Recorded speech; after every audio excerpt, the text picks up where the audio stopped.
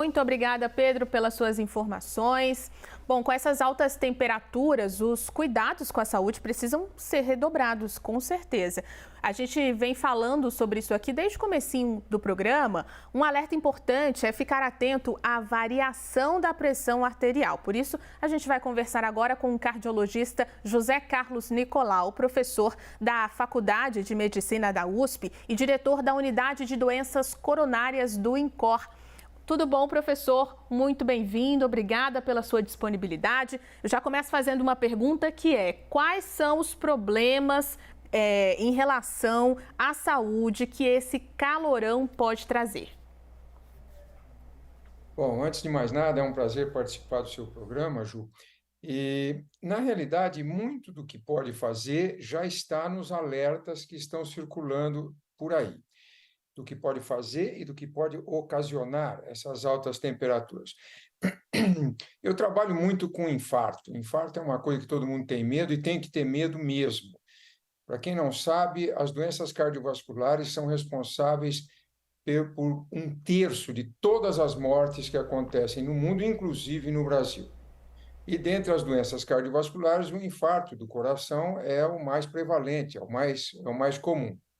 Então, só para dar um exemplo, eu recordaria a todos de que esses extremos de temperatura, muito frio e muito quente, levam ou aumentam a probabilidade da pessoa ter um infarto. E infarto, todo mundo sabe que é uma coisa que tem que se preocupar, porque a mortalidade é muito alta.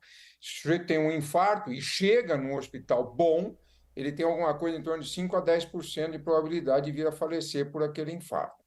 Fora a insuficiência cardíaca e outras coisas que o infarto pode causar.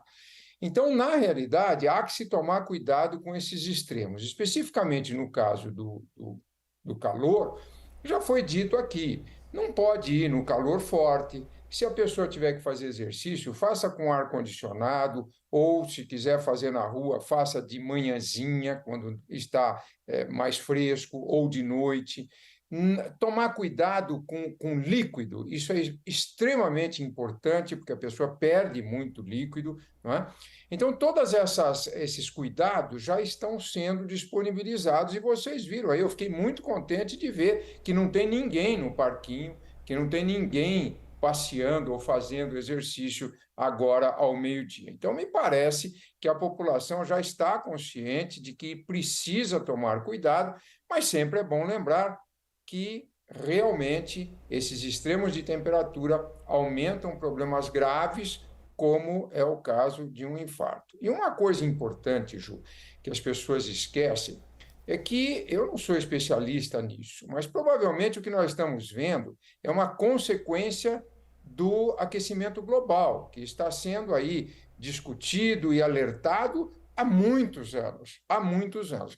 E quando se fala de aquecimento global, nós temos que dizer e lembrar que todos nós temos responsabilidade e todos nós temos que nos preocupar e dar o melhor de nós mesmos, no sentido de contribuirmos para evitar esse aumento do aquecimento global, e provavelmente o que nós estamos vendo aqui é uma consequência que já está prevista há muitos anos pelos especialistas. Ou seja, um problema que a gente vai precisar lidar aí nos próximos anos, né? Agora, quais sintomas, doutor, a gente pode indicar ou podem indicar esses problemas que podem acontecer por conta do calor? O senhor falou que não tem ninguém no parquinho, eu estou vendo aqui algumas pessoas caminhando na Avenida Paulista, mas fica o alerta. O que o corpo pode mostrar para indicar que não está nada bem, sofrendo, na verdade, com esse calor?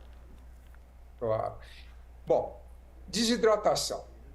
Isso precisa tomar muito cuidado, principalmente em idosos. Tem que se hidratar muito bem. O sintoma de desidratação, todo mundo sabe, a pessoa pode inclusive ter tonturas, pode até mesmo desmaiar. As pessoas podem ter câimbras, as pessoas podem inclusive ter sintomas tipo infarto, ou mesmo ter um infarto. Um infarto é uma dor forte no peito. Por que a pessoa tem infarto quando faz muito calor? Porque aumenta muito o consumo do oxigênio por conta do calor. O calor é como se a pessoa estivesse fazendo um exercício o tempo todo. acrescente-se a isso o fato de que ela está fazendo exercício por um lado e, por outro lado, ela está se desidratando, porque o calor está muito forte. E isso daí é algo terrível, que aumenta muito a probabilidade da pessoa ter um infarto. Mas a desidratação é muito comum, insolação é muito comum, a pessoa pode ter tontura, a pessoa pode ter cãibra, a pessoa pode ter dores pelo corpo, dor na cabeça e, eventualmente, pode ter coisa mais séria, como eu estou acabando de dizer, que a pessoa pode ter um infarto desencadeado pelo calor. Eu quero só abrir um parênteses e lembrar que as pessoas que têm infarto desencadeado por calor, em praticamente 100% dos casos, são pessoas que já têm problema de obstrução nas coronárias. Não é uma pessoa absolutamente normal, que não tem nenhum problema nas coronárias, não é por causa do calor que vai ter um infarto. Só abrindo esse parênteses. Importante. Agora, o senhor falou sobre público que é mais afetado, né, mais vulnerável. A gente está falando de criança e também de idosos. O que deve ser observado nesse público específico para acender ali o sinal de alerta? Tem um público também que a gente esquece, que são os trabalhadores braçais. Esses que trabalham nas construções, essas pessoas também devem ser consideradas pessoas de muito alto risco, porque eles fazem trabalho que exige esforço o tempo todo, e fazer isso com esse calor aumenta o risco dessas pessoas. Então, se essas pessoas tiverem qualquer sintoma, tipo tontura, se a pessoa tiver dificuldade de raciocínio, qualquer sintoma que sugira que alguma coisa não está bem com o seu corpo, isto pode estar relacionado ao calor e isto tem que ser tratado. Se o sintoma for muito importante, obviamente, se a pessoa desmaiar ou tiver alguma tontura mais forte, ela deve procurar o hospital. Mas o mais importante, a meu ver, é a pessoa se proteger, é a pessoa não ficar no sol. E se ficar, e mesmo que não ficar, se hidratar muito bem nesta situação e não fazer exercício no sol. Isso daí é uma coisa extremamente deletéria e que deve ser evitada. Uma coisa é você ficar na praia tomando sol, se hidratando, a outra coisa é você ficar na praia correndo ou fazendo exercício. São coisas totalmente diferentes. A gente conversou também com um especialista aqui na CNN que dizia o seguinte: quando você bebe a água, né, ou sente sede, já mostra ali que a sua hidratação está ruim. Além dessa recomendação de beber água mesmo sem sentir sede, o senhor teria outras dicas? Alimentação, algo que a gente possa pensar aí, inclusive para a semana que vai prometer um calorão enorme. Muito importante. Então, você lembrou uma coisa que é extremamente importante lembrar para a população em geral. Não deve beber líquido apenas quando tem sede. Bebam líquidos preventivamente. E quando eu digo líquido, obviamente não pode ser álcool. Tem que ser água, tem que ser limonada, tem que ser laranjada. E se a pessoa fizer exercício, pode inclusive tomar esses líquidos que têm reposição de magnésio, de potássio e etc., que a pessoa perde muito com o suor. Em relação à alimentação, alimentos leves. Comer pouco mais vezes é melhor do que comer muito em menos vezes.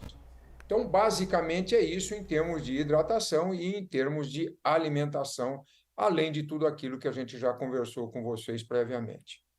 Doutor, a gente está vivendo, né, essa mudança climática muito forte na Europa. Isso levou a consequências fatais. Queria que o senhor também trouxesse dicas para quem já é hipertenso, né? O que essa pessoa precisa fazer, então, nesses próximos dias? Não muda nada em relação ao que nós falamos, Ju.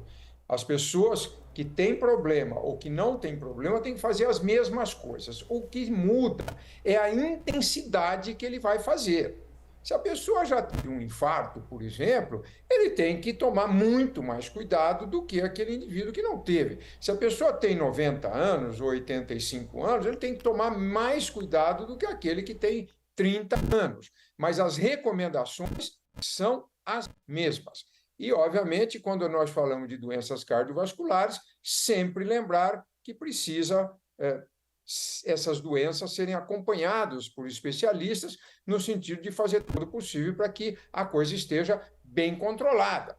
Vou pegar o seu exemplo, você estava falando de pressão alta. Uma coisa é o indivíduo que tem pressão alta e a pressão alta está bem controlada, e a outra é o indivíduo que tem pressão alta e a pressão está 18, 19, porque ele não vai no médico, porque ele não toma remédio, porque ele não controla. Então é óbvio que esse indivíduo tem um risco muito maior. Mas ele tem um risco muito maior não apenas no calor, mas no calor, no frio, na temperatura ideal, ele vai ter sempre um risco maior, porque ele está com a pressão descontrolada. É a mesma coisa o indivíduo que teve um infarto e não dá bola, não cuida do seu colesterol, por exemplo. Esse indivíduo vai ter um risco maior no calor, no frio ou em qualquer outra situação. Ele tem que se cuidar. Além de se cuidar, além de controlar fatores de risco, pressão, colesterol e etc., ele tem que ter um cuidado aumentado nesse tempo de temperaturas muito altas. Nós conversamos com o cardiologista José Carlos Nicolau, professor da Faculdade de Medicina da USP e diretor da Unidade de Doenças Coronárias do INCOR. Muito obrigada, doutor, pelas dicas e pela projeção aí para os próximos dias. É importante a gente tomar todos os cuidados. O prazer foi meu, disponha.